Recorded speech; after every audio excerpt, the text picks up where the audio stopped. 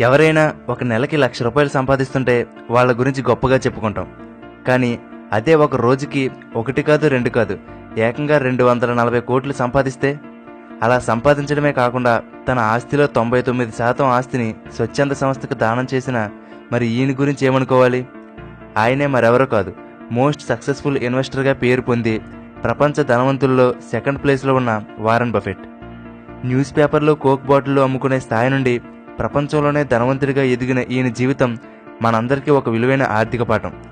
మరి అటువంటి వ్యక్తి జీవిత చరిత్రను, ఆయన చెప్పిన ఆర్థిక సూత్రాలను ఈ వీడియోలో తెలుసుకుందాం.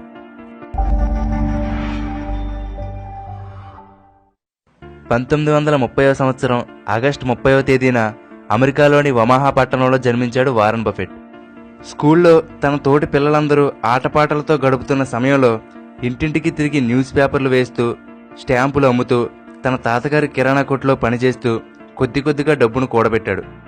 అలా దాచిన డబ్బుతో ఒక పాత పిన్బాల్ గేమ్ మిషన్ కొని జనాలు రద్దీగా ఉండే ప్రదేశాల్లో ఉంచాడు. దాంతో మంచి లాభాలు వచ్చాయి.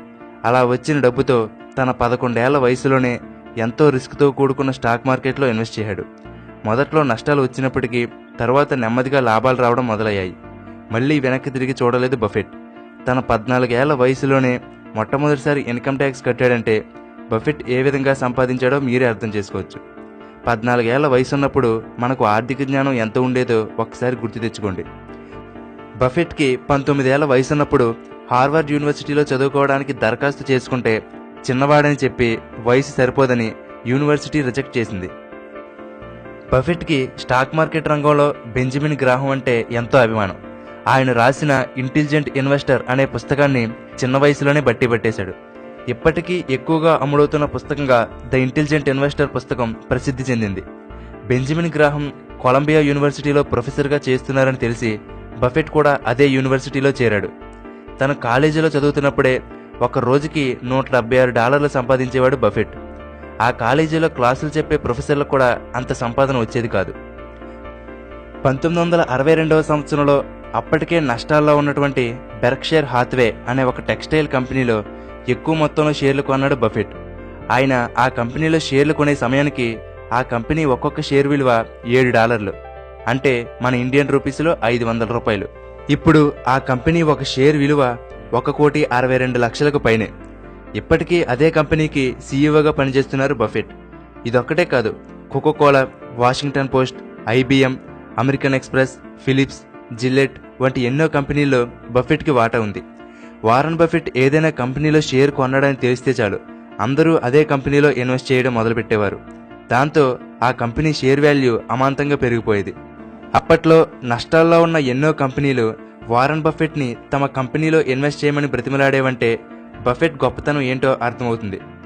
న్యూస్ పేపర్లు అమ్ముకునే స్థాయి నుండి మొదలైన ఆయన అప్పటికే వరుసగా 13 సంవత్సరాల నుండి ప్రపంచ ధనవంతుల జాబితాలో మొదటి స్థానంలో ఉన్న బిల్ గేట్స్ని దాటి 2008వ సంవత్సరంలో ప్రపంచంలోనే అత్యంత సంపన్నుడిగా నెంబర్ 1 స్థాయికి చేరాడు వారన్ బఫెట్. ఏదో కొంత సంపాదించగానే పెద్ద పెద్ద భవనాలు, పదుల సంఖ్యలో కార్లు, విలాసవంతమైన జీవితం గడిపే వాళ్ళున్న ఈ రోజుల్లో ప్రపంచ కుబేరుల్లో ఒక్కడే ఉండి కూడా ఎప్పుడో 53 సంవత్సరాల క్రితం కొనుక్కున్న ఒక సాధారణమైన ఇంటిలోనే ఇప్పటికీ నివసిస్తున్నాడు. ఈయన ఇంటికి ఒక గోడ గాని, సెక్యూరిటీ గాని ఏమీ ఉండవు. ఈయన వాడేది ఒక సెకండ్ హ్యాండ్ కారు. ఆ కారుకి డ్రైవర్ గాని, చుట్టూ గార్డ్స్ గాని ఎవరూ ఉండరు. ఈయనే స్వయంగా తన కారుని నడుపుకుంటారు. అంతేకాదు, జెట్ నెట్స్ అనే ఒక పెద్ద విమానాల కంపెనీకి అధిపతి అయినప్పటికీ ఎన్నడూ సొంత పనుల కోసం విమానాన్ని ఉపయోగించలేదు. అంత సాధారణంగా జీవిస్తుంటారు ఈయన. ఈయన ఎప్పుడూ ఒక మాట చెబుతూ ఉంటారు: నీకు అవసరం లేనివన్నీ కొనుక్కుంటూ పోతే ఏదో ఒక రోజు నీకు అవసరమైన వాటిని అమ్ముకోవాల్సి వస్తుంది, జాగ్రత్త. ప్రపంచంలోనే ధనవంతుడైనటువంటి బిల్ గేట్స్ మొదటిసారి వారన్ బఫెట్ని కలవవలసి వచ్చినప్పుడు అందరిలాంటి వాడే అనుకుని కేవలం అరగంట మాత్రమే సమయం కేటాయిద్దామనుకున్నాడట. కానీ వారన్ బఫెట్ మాట తీరు, మంచితనం, నిరాడంబరత చూసి ఏకంగా 10 గంటల పాటు ఆయనతో గడిపాడట. ఆ మీటింగ్ తర్వాత బిల్ గేట్స్ వారన్ బఫెట్కి అభిమానిగా మారిపోయాడు. ఇప్పటికీ వాళ్ళిద్దరూ చాలా మంచి స్నేహితులుగా ఉంటున్నారు. అంతేకాదు, బిల్ గేట్స్ నడుపుతున్న బిల్ అండ్ మిలిందా అనే ఒక స్వచ్ఛంద సేవా సంస్థకి వారన్ బఫెట్ తన ఆస్తిలో సుమారుగా $44 బిలియన్ విరాళంగా ఇచ్చేశాడు.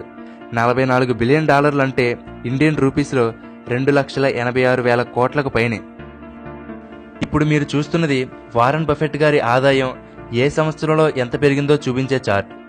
ఆయనకు ఇప్పుడున్న ఆస్తిలో సుమారుగా 99% సంపద ఆయనకు 50 సంవత్సరాలు దాటిన తర్వాతే వచ్చింది. పట్టిందల్లా బంగారం కావడం అదృష్టాన్ని బట్టి ఉంటుంది, కానీ బంగారాన్నే పట్టుకోవడం అనేది నైపుణ్యాన్ని బట్టి ఉంటుంది. వారన్ బఫెట్కి ఆ నైపుణ్యం కావలసినంత ఉంది. ఆ నైపుణ్యం రావడానికి గల ఒకే ఒక కారణం పుస్తకాలను ఎక్కువగా చదవడం. ఈయన రోజులో 80% సమయాన్ని కేవలం పుస్తకాలను చదవడానికే కేటాయిస్తారట. అయితే తాజాగా 2017 సంవత్సరంలో ఫోర్బ్స్ మ్యాగజైన్ నివేదిక ప్రకారం ప్రపంచంలోనే అత్యంత సంపన్నుల జాబితాలో వారన్ బఫెట్ 2వ స్థానంలో నిలిచారు. ఇప్పుడు ఆయన ఆస్తి 4,90,000 కోట్లు. ఇంత సంపాదించడం ఒక ఎత్తైతే, తాను చనిపోయిన తర్వాత తన ఆస్తిలో 99% స్వచ్ఛంద సేవా సంస్థలకు చెందేలా వీలునామా రాసి మనసున్న కుబేరుడు అనిపించుకున్నాడు వారన్ బఫెట్.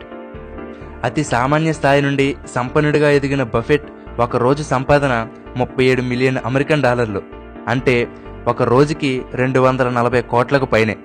అంత సంపాదన ఉండి కూడా ఎంతో నిరాడంబరంగా సామాన్యంగా జీవిస్తున్న ఈయన జీవితం మనందరికీ స్ఫూర్తిదాయకం.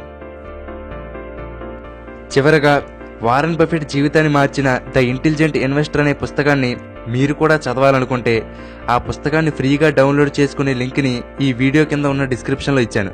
ఆ పుస్తకాన్ని ఫ్రీగా డౌన్లోడ్ చేసుకుని మీరు కూడా చదవండి. ప్రపంచంలోనే అత్యంత సంపన్నుల గురించి, ఆ జాబితాలో మన ఇండియన్స్ ఎవరెవరు ఉన్నారో తెలుసుకోవడానికి డిస్క్రిప్షన్లో ఒక లింక్ ఇవ్వడం జరిగింది. ఓకే ఫ్రెండ్స్, ఈ వీడియో మీకు నచ్చితే లైక్ చేయండి, అలాగే మీ ఫ్రెండ్స్ అందరికీ షేర్ చేయండి. ఇలాగే మరెంతో మంది జీవిత గాథలను తెలుసుకోవడానికి తెలుగుబడి ఛానల్కి సబ్స్క్రైబ్ అవ్వండి. Thank you for watching.